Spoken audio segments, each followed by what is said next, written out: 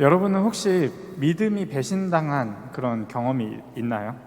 믿음이 뭔가라고 하는 그 거창한 질문에 바로 우리가 좀 다가가긴 쉽지 않고 이런 경험을 먼저 한번 떠올려 보면 좋을 것 같은데요. 내 믿음이 배신당한 경험. 살면서 한 번쯤은 누구나 겪어봤을 거라고 생각이 돼요. 그걸 잘 표현해 준 시가 있어가지고 한번 가지고 와봤는데요. 김나영 시인의 이사라고 하는 시예요. 이 남자다 싶어서 나 이 남자 안에 깃들어 살 방 한 켠만 있으면 됐지 싶어서 당신 안에 아내 되어 살았는데 20년 전 나는 당신 밖에 없었는데 지금은 나 당신 밖에 있네.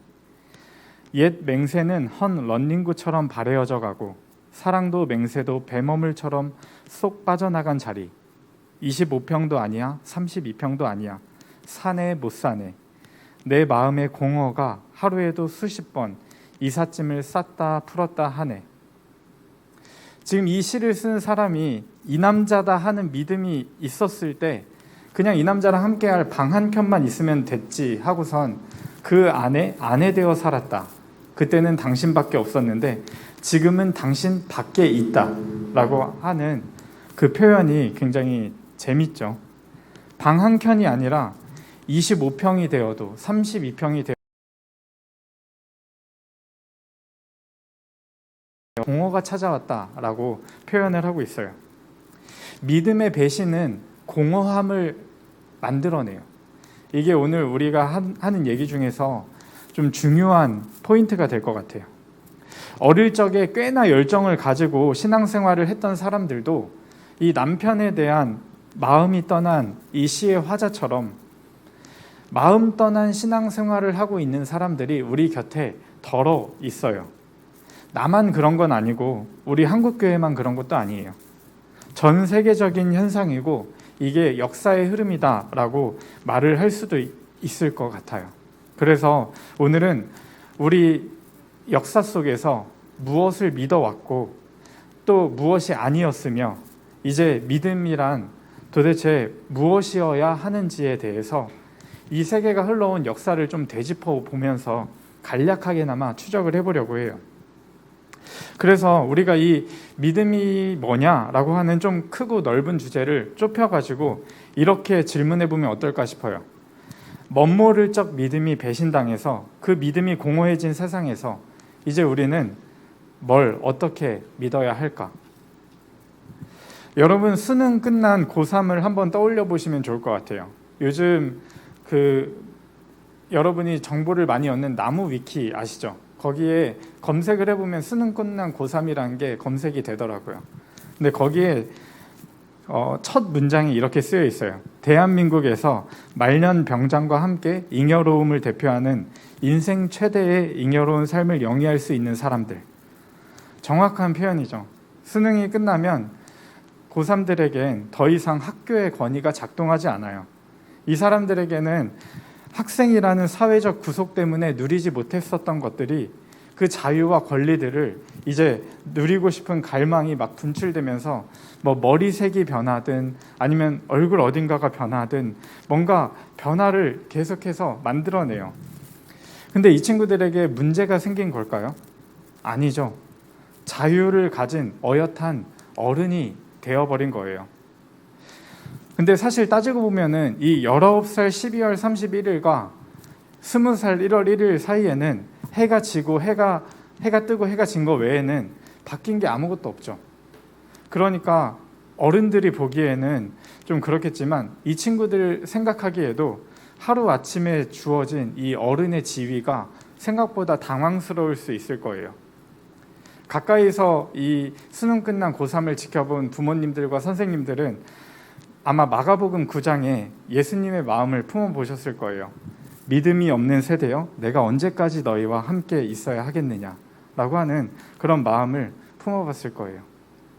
우리 고3들을 예로 들었지만 여러분이 부모와 학교의 그런 절대적인 권위 아래에 있다가 하루아침에 성인이 되게 되죠. 세계사에서도 그래요. 세계사에서 종교를 중심으로 세상이 구성되어 있었던 이 중세가 끝나고 근대라고 하는 시기가 왔어요. 사실 이 근대라고 하는 개념은 여전히 논의가 많이 되고 있어서 굉장히 말하기 어렵긴 해요. 그러나 오늘 우리가 나누고자 하는 이야기 안에서는 이 근대라고 하는 그 시기를 이렇게 간단하게 생각해 봤으면 좋겠어요. 어른이 된 세상, 어른이 되어버린 세계로 그렇게 이해를 하면 좋을 것 같아요. 하루아침에 자유가 주어졌고, 하루아침에 결정권이 생겼고, 하루아침에 머리가 커졌어요. 부모의 신앙을 선택권 없이 그대로 받아들인, 그대로 물려받은 대부분의 친구들처럼 이 14세기까지 서구 세계는 그야말로 요람에서 무덤까지 기독교 문화 안에서 사는 것이 너무나도 당연한 거였어요. 나아가서 인간적인 것들이 굉장히 억압을 당했고요. 이 종교에서 만들어내는 전통만을 중시했어요. 비교적으로 강압적인 그런 신앙 교육을 하면은 당장 볼 때는 아이들이 받아들이는 것 같지만 나중에 사춘기를 지나면서 오히려 신앙에 반감을 갖게 되는 경우를 여러분이 한번 경험을 해봤을 수도 있고 봤을 수도 있을 것 같아요. 그런 것처럼 이 중세의 강압적인 종교 전통은 1000년이나 지속되었음에도 불구하고 이 오랫동안 쌓여 있었던 것이 사춘기에 이른 세계에서 폭발을 해버려요. 그게 르네상스라고 말할 수 있을 것 같아요. 르네상스의 뜻은 부활이라고 하는 뜻이죠. 그걸 14세기에서 16세기에 일어난 그리스, 로마 고대 문화의 부흥이다라고 이렇게 말을 하면 별로 와닿지가 않죠. 이게 어떤 양상으로 나타났나를 좀 살펴보면 좋을 것 같아요. 보카치오라고 하는 사람이 데카메론이라고 하는 그 단편 소설집을 썼는데요.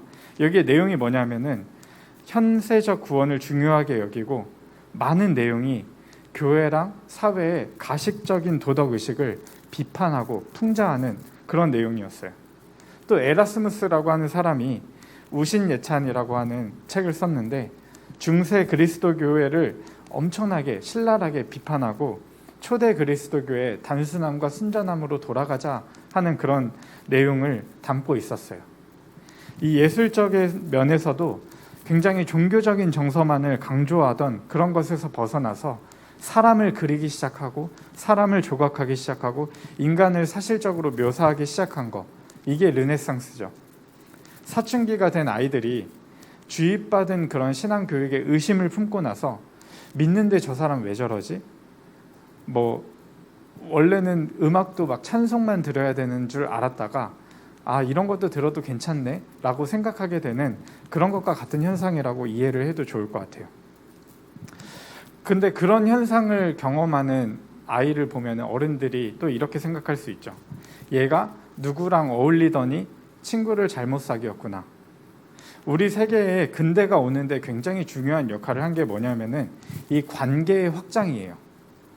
다시 말하면 지리상의 발견이에요. 지리적으로 우리 유럽 말고 다른 곳에도 나라들이 있구나.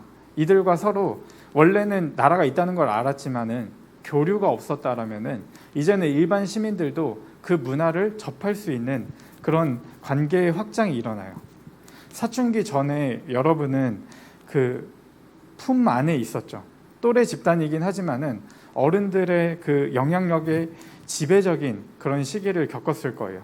근데 유럽 사회도 15세기 초반만 하더라도 다른 세계와 고립이 되어 있었어요. 인도, 중국, 아프리카 여기와 직접적인 접촉이 없었고 아메리카 대륙은 그 존재조차도 몰랐어요. 학교 가서 종교가 다르고 경험과 문화가 다르고 이런 친구들을 만나면서 점점 생각의 폭이 넓어지는 것처럼 이 지리상의 발견은 다른 세계관들, 다른 가치관들을 이 기독교 세계였던 유럽에 받아들이고 전파되게 되는 그런 시기였던 거예요. 그래서 이제 이 시기에 이르러서 중세에 살았던 사람들이 비로소 이 중세 사회와 중세 교회를 비판적으로 바라볼 수 있는 조금은 제3자의 시각, 객관적인 시각을 갖게 되었어요. 여러분이 사춘기에 지식이 늘어나면서 성경에 대해서 많은 의문을 품게 되죠. 이럴 때 그냥 믿어와 같이 독이 되는 말이 없어요. 중세 교회의 권위를 무너뜨린 또 하나의 계기는 과학혁명이었어요. 여러분 코페르니쿠스를 들어봤죠? 중세 교회의 우리에게는 좀 굉장히 당연한 얘기인데 지구가 태양 주위를 돌면서 스스로도 돈다라고 하는 그 지동설을 주장한 사람이 이 코페르니쿠스죠. 성경도 기록되던 시기의 경험과 지식의 한계 속에서 하나님의 말씀을 드러낸 것이지 과학책이 아닌데, 이 중세교회 입장에서는 성경이 문자 그대로 옳아야 하니까 성경을 토대로 과학도 했었던 때가 있었어요. 근데 이게 틀렸다라고 하는 사실이 점점 증명이 되면서 오히려 과학적으로 주장하면 주장할수록 오늘날의 창조과학처럼 우스운 꼴만 되는 것이 되었어요. 고등학생들 우리 안에서 그 얘기를 하다 보면은 친구들하고 뭐 신앙적인 대화를 하는지 모르겠지만 조금 공격적인 그런 질문들을 하는 친구들이 있을 거예요, 종종. 근데 가만 보면은 그 질문에는 의도가 있어요. 이런 친구들에게 그냥 믿어 하면은 옛날에 그 중세 교회와 같은 꼴이 나는 거예요. 그래서 모든 그 질문에는 일리가 있다 인정을 하고, 오히려 왜 그런 질문을 하게 되었는지 공감해주고 또 물어봐 주는 것이 좋을 거예요. 들어보면은 나름의 근거를 가진 동시에 또 나름의 그 질문 안에 자기의 경험이 들어있는 경우가 굉장히 많아요. 이 중세 교회의 권위가 무너지는 결정적 계기는 종교개혁이라고 여러분이 잘 알고 있을 거예요. 어쨌든 이 16세기까지의 종교개혁, 뭐 과학혁명 이런 것들을 겪으면서 세계가 이렇게 흘러왔어요. 그 다음에 17세기에 이르러서는 어른이 된 세계의 생각의 기반이 마련돼요. 고등학생쯤 되면은 어른들이 보기엔 틀렸다 하더라도 자기만의 어떤 판단할 수 있는 나름의 기준과 근거들이 마련이 되죠. 그 판단의 기준과 근거를 마련한 두 사람 정도만 여러분이 기억해도 좋을 것 같은데요. 먼저 데카르트예요. 들어봤죠? 이전에 교회만이 이 세상을 판단하는 근거가 될 수 있었어요. 그런데 이제 경험과 이성을 중요하게 생각하기 시작해요. 세상에 대해서 생각하고 판단하고 하는 기준이 교회에만 있다, 이런 얘기는 이제 터무니없는 얘기가 된 것이 오랜 시간 지금 경험하면서 밝혀진 거죠. 그럼 이제 어떻게 하느냐 하는 문제가 남아 있는데요. 데카르트의 생각에는 조금이라도 의심이 가는 거 있으면은 그걸 철저하게 의심해 보자, 이런 생각을 했어요. 그게 이제 방법적 회의라고 불러요. 우리 생각에는 감각이나 편견들로 인해서 왜곡된 것들이 굉장히 많이 있잖아요. 그래서 의심 가는 것들을 하나 둘 다 제거하다 보니까 이 사람이 생각하기에 다 제거하고 나니까 의심하고 있는 나만 남았네 하고선 유명한 말을 남기죠. 나는 생각한다, 그러므로 나는 존재한다. 그러면서 이 뭔가를 알게 되는 그 토대가 내가 되는 그 기틀을 마련한 사람이 이 데카르트다 할 수 있어요. 또 한 사람은 옆에 있는 칸트인데요. 이분은 우리가 뭔가를 안다고 하면은 어떻게 알지 하는 생각을 했어요. 그러니까 교회가 이렇고 뭐 사람이 이렇고 이 세상은 이렇고 하나님은 이렇다라고 얘기를 하는데 그게 맞아? 그걸 어떻게 알지? 라고 생각을 한 거예요.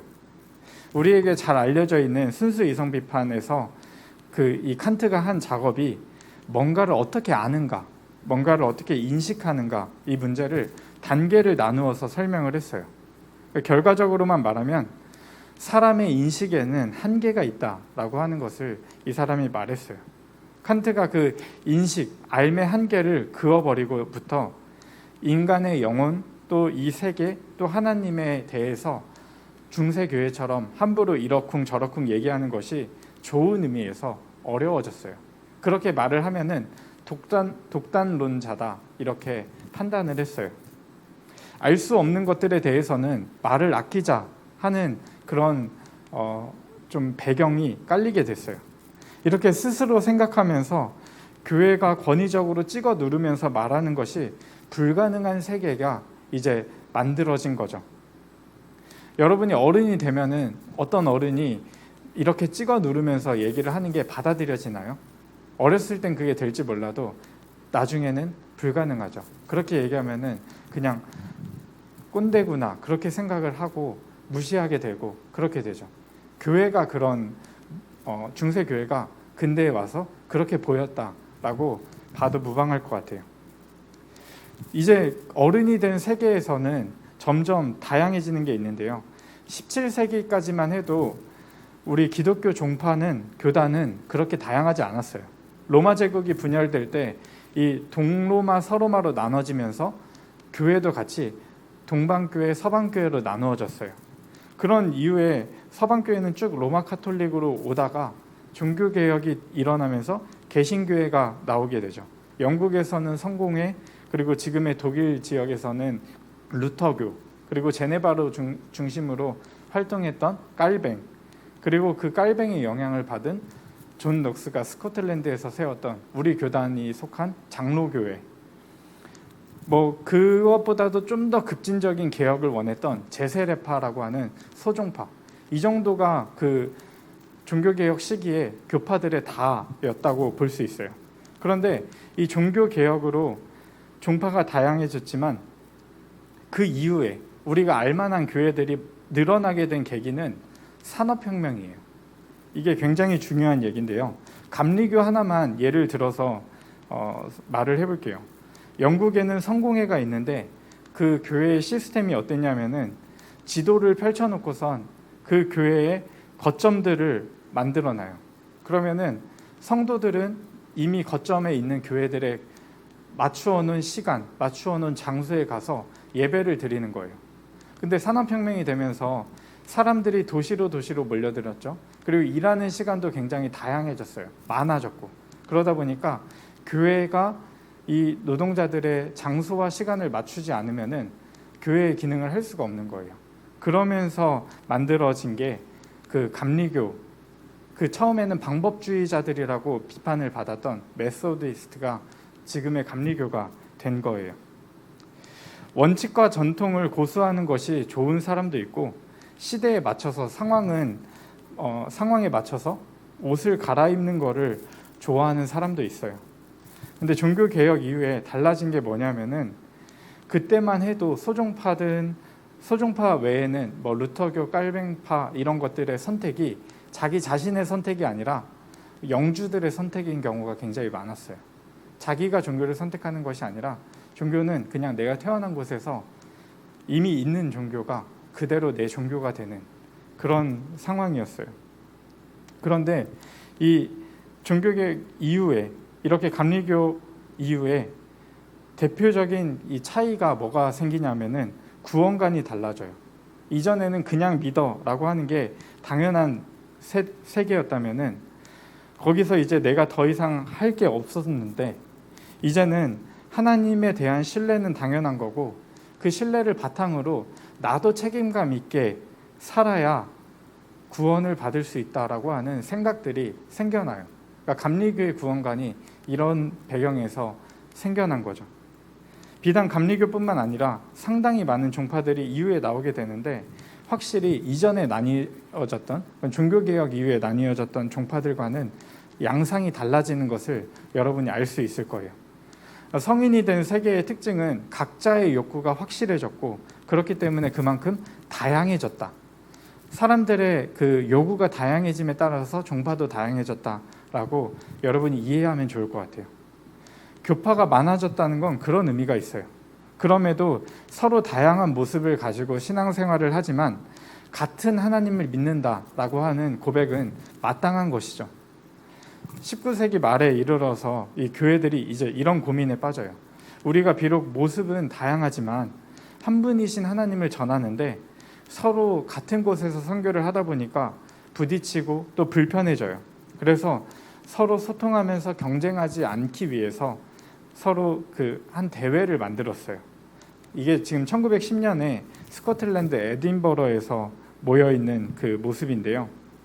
온 세계가 하나님의 집이고 하나님의 가정이고 우리 인류는 모두 형제다, 자매다 하는 의미에서 이 에큐메니컬 운동이 시작되었어요. 선교사들이 처음에 모여서 무슨 얘기를 하냐면은 이번 세기가, 그러니까 지금 1910년이니까 20세기가 다 가기 전에 전 세계를 복음화해서 하나님이 이 땅에 오시게 하자라고 하는 그런 얘기를 나눴어요. 야심찬 꿈이었죠. 그런데 이로부터 몇 년 후에 어떤 일이 생기나요? 4년 후에 세계 1차 대전이 발발하게 되죠. 우리에게는 그냥 역사의 한 장면일지 모르겠지만 그 시대를 살고 있던, 지금 이 세계를 살고 있던 그리스도인들에게는 이건 엄청난 충격이에요. 기독교 세계에서 기독교 국가들끼리 전쟁을 벌인다? 교회를 떠나는 사람들이, 많은 사람들이 개인적인 상처를 받고 떠나기도 하지만 신뢰할 만한 대상끼리 싸울 때 굉장히 많은 교회들이 그런 모습을 보여서 사람들이, 성도들이 이제 상처를 받고 떠나게 되는 경우가 많이 있죠. 그런 걸 한번 생각해 보시면 와닿을 수 있을 것 같아요. 기독교 국가들끼리 전쟁을 벌여서 많은 사람들이 상처를 입게 돼요. 전 세계가 이 기독교 국가끼리 수많은 사상자를 내고 처참한 꼴을 보이는 것을 다 지켜보게 되었어요. 그러니까 많은 사람들이 기독교 신앙에 회의감을 가지게 돼요. 근데 그 회의감을 가지고 이 마음이 텅 비어 있을 때 그 텅 빈 마음을 무엇이 채웠냐면은 이 세계사적 흐름 안에서는 막시즘이 그 텅 빈 마음을 채웠어요. 우리나라도 1919년에 3.1운동을 할 때 민족 대표 33인 중에 16명이 기독교인이었다라고 하는 거를 많이 들어서 알고 있죠. 근데 같은 해에 가을쯤만 돼도 어떤 현상이 일어나냐면은 많은 사람들이 기독교 대신에 사회주의를 선택하게 돼요. 해방 이후까지 우리나라의 지배적인 사상이 사회주의였다라고 하는 사실은 이 텅 빈 마음에 파고든 그 막시즘을 볼 수 있는 거죠. 근데 오히려 이 막시즘이 기독교 국가에서 시작되었다라고 하는 사실은 굉장히 우리로 하여금 많은 생각을 하게 만들어요. 원래는 기독교 안에 다 있는 내용인데 기독교 국가에서 산업화 이후에 사람들이 살만한 세상을 만들어주지 못했죠. 기독교 국가들이 전쟁을 하고 수많은 사람들을 죽게 하고 인간 세계를 더욱 참혹하게 만드니까 사람들의 마음을 대체할 무언가가 필요했던 거죠. 동양에는 무신론이 없는데 이 기독교 세계에서 무신론이 나왔다라고 하는 것은 굉장히 우리가 생각해 볼 법해요. 인생이 이렇게 처참한데, 참담한데 세상과 나는 간 곳 없고 구속한 주만 보이는 도다 하면서 그렇게 세상과 상관없이 신앙하는 신앙이 필요 없다라고 사람들은 생각하게 되었던 시대가 이 20세기 중반이었다, 여러분들이 생각할 수 있을 것 같아요. 주변 사람들이 다 죽어가고 주변 세계가 다 파괴되고 있는데 홀로만 하나님의 도성인 교회를 많은 유럽 사람들이 떠나가기 시작한 거예요. 이 시기에 그보다 전 사람이긴 하지만 중요한 영향을 미쳤던 그런 사상가는 헤겔이라고 얘기할 수 있을 것 같아요. 근데 이 사람이 얘기했던 내용 중에서 우리가 중요하게 기억할 만한 것은 변증법이라고 이렇게 얘기를 하지만 같은 이것과 이것이 원래 다르게 있는데 원래는 다른 줄 알았는데 이게 사실 알고 보니까 같은 거였다라고 하는 생각이 되게 중요한 생각이에요. 그러니까 내가 있고 너가 있는데 너와 나는 다른 존재인 줄 알았는데 알고 보니까 우리라는 같은 존재였더라라고 하는, 조금은 뭔가 말장난스럽다라고 생각할 수도 있지만 또 막상 접해보면은 굉장히 의미 있는 그런 철학을 했어요. 근데 이게 그 세계에서는 어떤 영향을 미쳤냐면은 기독교의 부족한 부분 때문에 그 당시 세계에서 사람들의 마음을 사로잡았던 막시즘과 대화가 일어나요. 그러면서 하나님 사랑만 있는 게 아니라 이웃 사랑만 있는 게 아니라 이 둘이 다 같은 거구나, 다 같은 이 기독교 안에 하나님 신앙이구나 라고 하는 그런 깨달음들이 여기저기서 일어나게 돼요. 이렇게 어른이 된 세계에서 그리스도인이 누구일까 고민했던 한 사람이 있었어요. 우리 교회에서도 가끔 특송도 하고 불러본 찬양일 텐데요. 그 선하님의 고요에 감사요. 이 멜로디가 덧입혀진 원래 가사를 썼던 분이 이 디트리 보네퍼라고 하는 독일의 목사님이에요. 나치에 의해서 1945년 4월 9일에 처형을 당했어요. 근데 불과 한 달도 안 된 시간인 5월 8일에 독일이 그 항복 문서를 서명을 하거든요. 그러니까 너무나도 안타까운 죽음인 거죠. 근데 이분께서 돌아가시던 그 1945년에 새해를 맞으면서 썼던 그 새해 시가 우리가 찬송으로 고백하는 그 선하님의 고요히 감사여 하는 찬양의 가사예요. 근데 이 목사님의 이야기를 꺼내는 이유는 보네퍼 목사님이 마지막 3년을 감옥에서 보내면서 끝까지 붙들었던 그 질문과 생각들이 편지에 담겨져 있는데요. 이런 얘기를 해요. 이제 세계가 어른이 되었는데 오늘날 그리스도는 우리에게 누구인가? 라고 하는 그런 어려운 질문을 해요. 그러니까 쉽게 표현을 하면은 내가 왜 그리스도를 믿어야 되지? 나랑 무슨 상관이 있지? 하는 질문에 대한 답을 해야 된다라고 하는 거예요. 이 질문이 조금 어려울 수 있어서 조금 쉽게 변형을 해보면, 풀어서 말을 해보면, 고대 세계에서 기독교에서 중요한 거는 무엇이냐라고 하는 질문이었어요. 그러니까 예수 그리스도를 믿는다는 게 뭐냐라고 하는 질문 속에서 교리라는 게 만들어졌죠. 그 교리를 가지고 중세를 거치면서 어떻게라는 질문이 중요해졌어요. 왜냐하면 다 기독교 세계고 이걸 전하기만 하면 되는 거예요. 그래서 어떻게 전하냐 하는 어떻게라는 질문이 중요했다면은 이제 현대에 이르러서는 왜라는 질문이 중요해진 거예요. 왜 그리스도교지? 굳이 기독교를 안 믿어도 삶을 살아가는데 아무런 지장이 없어진 세계에서 왜 그리스도교지? 라고 하는 질문이 굉장히 중요해졌어요. 이 목사님이 친구에게 썼던 편지의 일부인데요. 1944년에 4월 30일에 친구 에버하르트에게 썼던 편지예요. 조금 중요한 부분이 있어서 한번 읽어보겠습니다. 또 한 달이 지나갔네.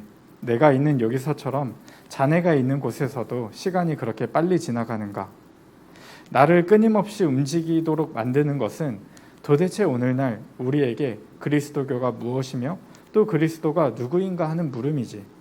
신학적 말이든 신앙적 말이든 간에 말들을 통해서 전달할 수 있었던 시대는 지나갔네. 내면성이나 양심의 시대도 지나갔네.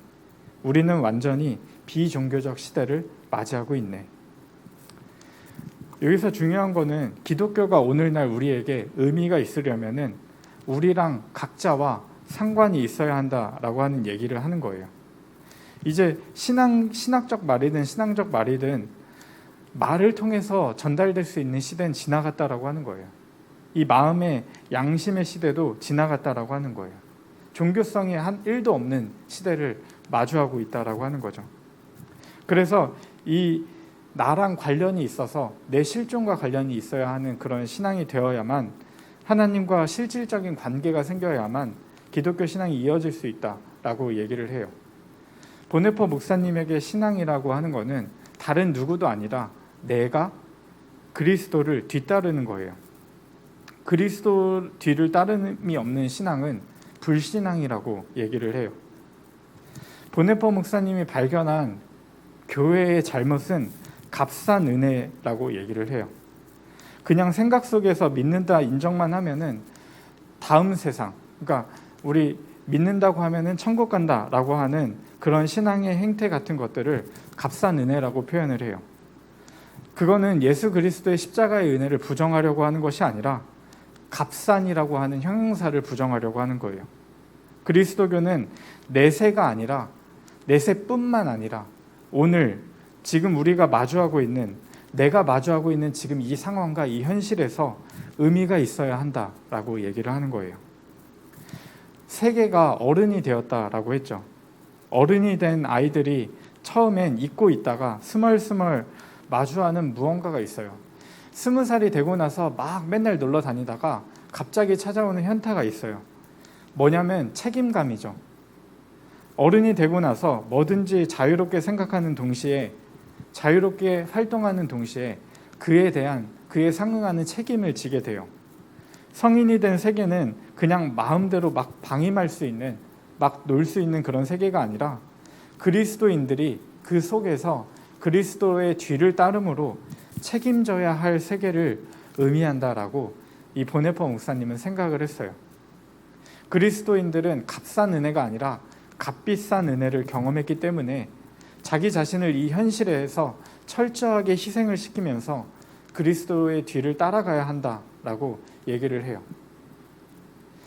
우리가 무신론의 세계를 살고 있는데 무신론을 극복하는 논리는 그런 하나님은 나도 안 믿어라고 하는 거예요. 무신론이 부정하는 신을 유신론이 부정을 하는 게 그런 논리인 거죠. 보네퍼 목사님의 말로 하자면 세상이 부정하는 것은 값싼 은혜고 우리도 값싼 은혜를 부정해야 한다. 우리도 그런 은혜는 믿지 않는다. 우리는 다시 예수 그리스도의 십자가의 은혜를 붙들어야 한다라고 하는 거예요. 하나님의 사람이 되심은 사람의 사람됨을 요구해요. 기독교는 내세뿐만 아니라 지금 여기를 위한 것이어야 해요. 예수 그리스도는 다른 사람을 위해서 자기 자신을 온전히 내어주신 분이었어요. 그렇기 때문에 그리스도인은 누군가를 위해서, 다른 사람을 위해서 존재하는 사람이 되어야 의미가 있다라고 보네퍼 목사님은 얘기를 했어요. 지금 이 세계와 우리가 함께 살아가는 사람들을 책임진다, 그 사람들의 책임을 다한다 하는 것이 그리스도인이 되는 것이다 라고 이야기를 해요. 이 믿음이 뭔가에 대해서는 앞으로 우리가 다음 주에 또 더 논의를 해갈 건데요. 오늘 말씀은 우리가 함께 봉독한 로마서 1장 17절 말씀으로 마무리를 하려고 해요. 복음에는 하나님의 의가 나타나서 믿음으로 믿음에 이르게 한다. 기록된 바 의인은 믿음으로 말미암아 살리라 함과 같으니라. 저는 그리스어는 잘 모르지만 연구자들이 이 믿음에서 믿음으로 할 때 여기에 주어가 없다라고 얘기를 해요. 누구의 믿음에서 누구의 믿음에 이르게 한다라고 하는 게 밝혀지지 않았다라고 하는 거예요. 그래서 여러 가지 해석을 내놓곤 하는데 저는 지금껏 해온 이야기를 이 말씀에 한번 적용을 해보고 싶어요. 복음에는 하나님의 의가 나타나서 하나님의 신실하심으로 우리도 신실함에 이르게 한다라고 얘기를 하고 싶어요. 하나님의 신실하심이, 그분의 타자를 위함이 나 또한 신실함으로, 나 또한 다른 사람을 위한 존재로 거듭나게 한다라고 하는 거죠. 그리고 복음은 이 세계에서 더 이상 말이 아니라 그 존재로 전해진다라고 하는 거죠. 타자를 위한 인간됨이, 나의 신실함이 다른 이도, 다른 사람을 위해 존재하는 사람됨으로 다른 이도 신실함으로 이끌게 한다라고 하는 거죠. 종교를 잃어버린 세계에서 산적한 문제들이 있지만 우리는 여전히 복음의 진실을 믿어야 해요. 그 복음이 무엇에 관한 것으로 지식을 심어주고 하나님이 어쩌고 해서 설명이 되는 것이 아니죠. 어떻게에 관한 방법으로, 어떻게 하면 더 다양한 방법으로 전할까라고 하면서 시도해야 되는 것도 아니죠. 신앙의 신비가 우리 자신에게 와닿아서 왜 그리스도인가가 납득이 되어야 하는 거죠. 그렇게 일상에서 우리와 상관 있는 분이 되어야 하는 거죠. 내세가 아니라, 내세뿐만 아니라 오늘 우리가 처한 현실 세계, 절망에 빠져 있는, 지금도 전쟁이 위협으로 다가와 있는 이 세계를 그리스도를 따라 책임감 있게 구원해 가야 할 책임이 우리에게 있다라고 하는 것, 그리고 그 값비싼 은혜를 우리가 경험하고 있다라고 하는 것이 믿어지는 우리가 되었으면 좋겠습니다. 기도하겠습니다.